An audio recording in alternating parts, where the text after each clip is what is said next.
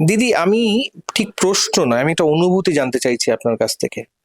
এই যে বারবার যখন আপনি যাচ্ছেন নির্বাচনী আহ, প্রচারে যাচ্ছেন, বারবার বলতে হচ্ছে কেন আপনাকে ভোট দেবে, তখন কোথাও গিয়ে মনে হয় না অভয়ার সেই হাতটা আপনার কাঁধের উপরে রয়েছে, মা এটা বলো, মা এটা বলো?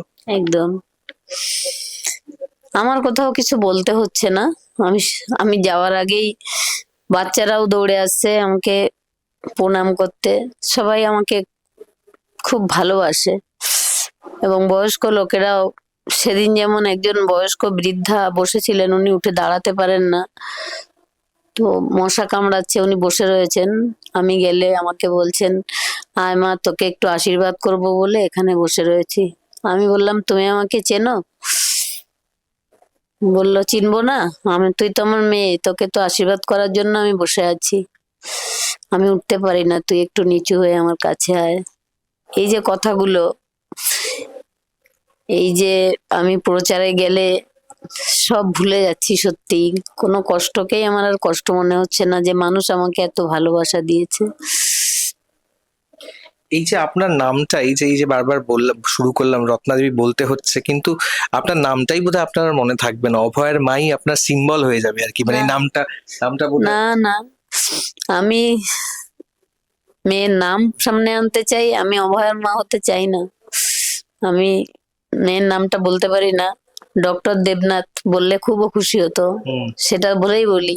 আমি ডক্টর দেবনাথের মা হতে চেয়েছি এবং ওর নাম সামনে আনবো, ওর ছবিও সামনে আনবো। অভয়া তিলোত্তমা এগুলো সবাই নাম দিয়েছে হুম। ওর। আপনি তো মনে প্রাণে চেয়েছিলেন অভয়ের নামটাই থাকুক। না, আমি চাইনি, আচ্ছা। ওটা আমি চাই না। ও নিজেই লড়াই করতো সবসময়, এত কষ্ট করতো, এত পরিশ্রম করতো। আমার নামের পরে যেন অনেক ডিগ্রি থাকে মা, আমি টাকা পয়সা চাই না। ঠিক। সেইখানে নামটা মুছে যাবে, এটা মা হিসাবে আমি কখনো সমর্থন করি না।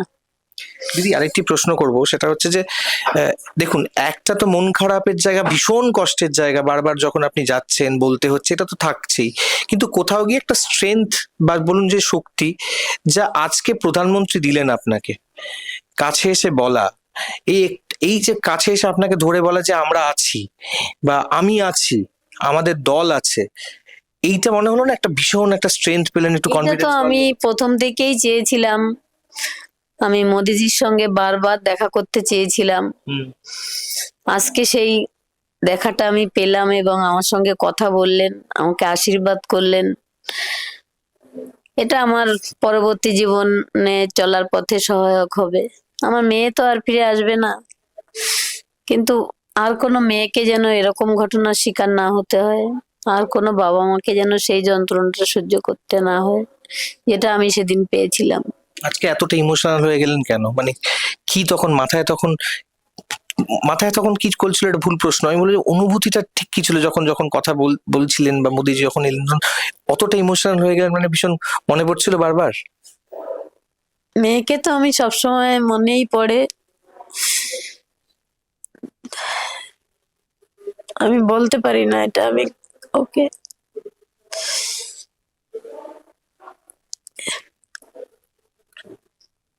কি বললেন মোদিজি, কানে কানে কি বললেন কাছ থেকে? মোদিজি বললেন, প্রচার কেমন চলছে? হুম। আমি বললাম, আচ্ছা। হুম।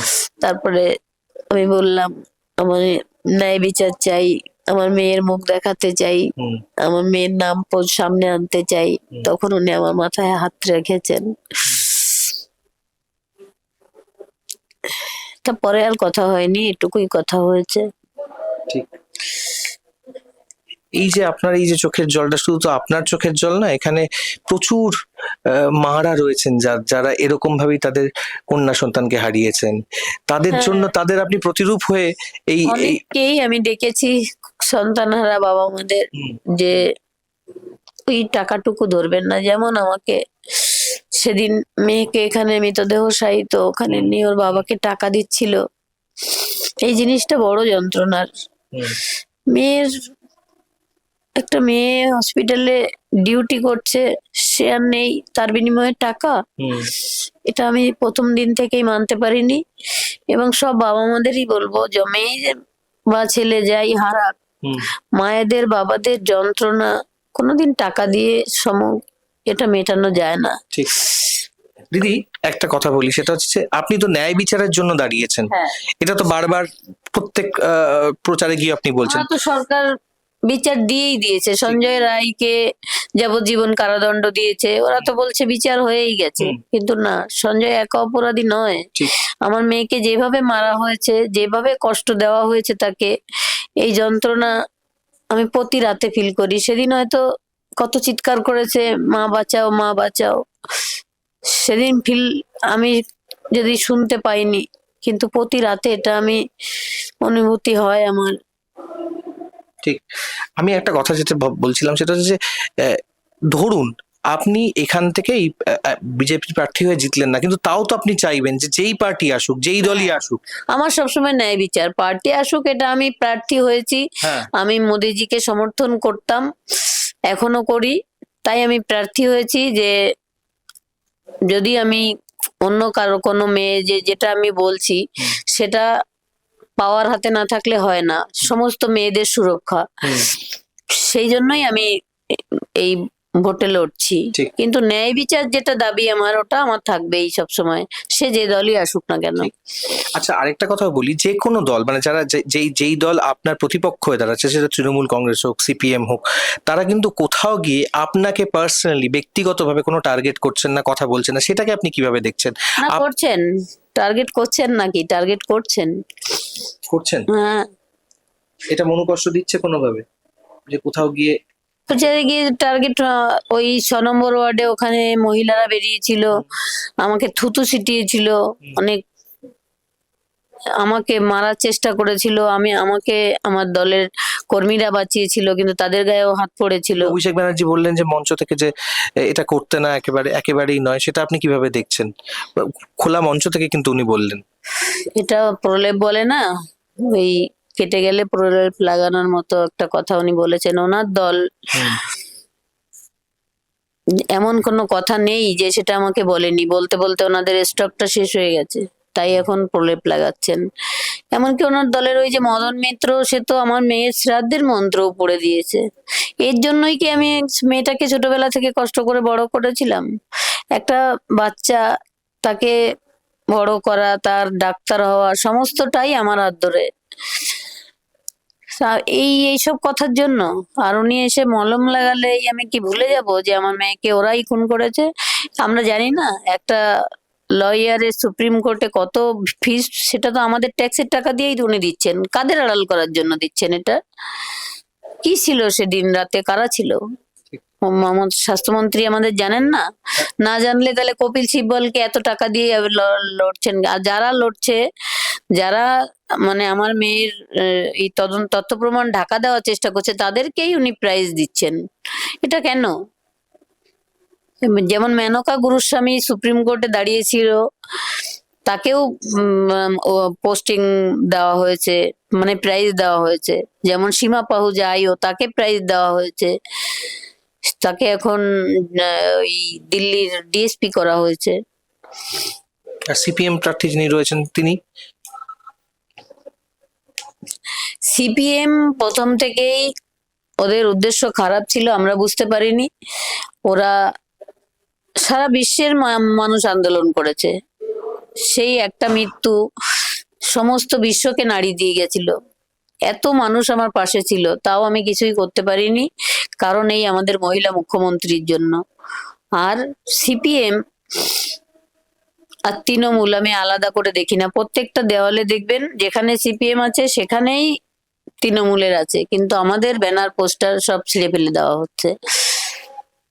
ওরা মোহাম্মদ সেলিম উনি বলেছেন, আমি তৃণমূল আমার মিত্র, শত্রু নয়, বিজেপিকে আমি আসতে দেব না, আমি দরকার হলে তৃণমূলের সঙ্গে লড়াই করব একসঙ্গে। শেষ প্রশ্ন করব, আজকে এই মঞ্চ থেকে, প্রধানমন্ত্রীর সাথে মঞ্চ থেকে কতটা আশ্বস্ত হলেন যে জেতার জন্য, যে এই যে আপনি জিতবেন, একটা অদম্য ইচ্ছেও তো থাকে, কিন্তু কোথাও গিয়ে মনে হয় যে আমার দ্বারা হবে তো, আমি পারবো তো, এইটা কতটা এইটা কতটা বেড়েছে বলে মনে হয়েছে? এটা অনেকটাই বেড়েছে, এবং এটা আমি কোনো সময় ভাবিনি যে আমি জিতবো না। আমি সব সময় না, কোথাও একটা মনে হয় না যে একটুখানি কনফিডেন্স ল্যাক করে যায়? সেই সময় আমার মনে হলো যে প্রধানমন্ত্রী এসে হাতটা রাখলেন বলে এটা অনেকটা বেড়ে গেছে। না না, ওরকম না। আমরা তিনজনই, আমার মেয়েও যেটা বলতো সেটা ঠিক করতো, এবং আমরাও অনেক লড়াই করেছি। আমরা একটা ছোট্ট টালির বাড়িতে থাকতাম, সেখান থেকে মেয়ের একটা ডাক্তার হওয়া, এটা মনের শক্তি না হলে আমরা পারতাম না। মনের শক্তি আমার আছে। এই মনের শক্তিতেই হয়তো এই যে মনের শক্তির সঙ্গে যেটা আপনার মিশেই চোখ দিয়ে জলটা আমি তো বেরোচ্ছে, ন্যায়ের হইলো ন্যায়ের, এই যে উম, ভোটের লড়াইটা, এটা আমি তো ন্যায়ের পথেই রয়েছি। আমি অন্যায় যারা করেছে তাদের বিরুদ্ধে লড়ছি। আমার মেয়েটাও দেখবেন সাধারণ মানুষের জন্য মাফিয়াদের বিরুদ্ধে গিয়ে সে লড়াই করেছিল। তাকে আর কি জেনেছিল এমন তথ্য যে তাকে বাঁচিয়েই রাখা গেল না পৃথিবীতে? আমরা কোনো সময় অন্যায়ের রাস্তায় হাঁটিনি, হাঁটবও না। জীবনে যতদিন চলবো ন্যায়ের পথেই চলবো। এই যখন যাচ্ছেন দৌড় দৌড় যখন যাচ্ছেন, মানুষদের সঙ্গে কথা বলছেন, মানুষরা কি বলে আশীর্বাদ করছে, মানুষরা কি বলছেন? আমার কিছু বলতে হচ্ছে না, মানুষই বলছে হ্যাঁ বিচারটা পাওয়া খুব জরুরি, আমরা সবাই আপনার সাথে আছি। থ্যাংক ইউ হিন্দি কথা বলার জন্য। বিচারের আশায় প্রার্থী নয়, একটি মা এবারে নির্বাচনের মুখ। তিনি জিতবেন কি জিতবেন না, পানিহাটির মানুষ তাকে ভোট দেবেন কি দেবেন না, সেটা আগামী 4 মে আমরা জানতে পারবো। কিন্তু তার আগে হয়তো কোথাও গিয়ে, আজ প্রধানমন্ত্রী আশায় প্রধানমন্ত্রীর মঞ্চে থাকায় কোথাও গিয়ে কিছুটা বিশ্বাস হয়তো ওনার বেড়েছে। ক্যামেরায় আমার সঙ্গে সৌপ্তিক, আমি শুভঙ্কর দাওয়াল।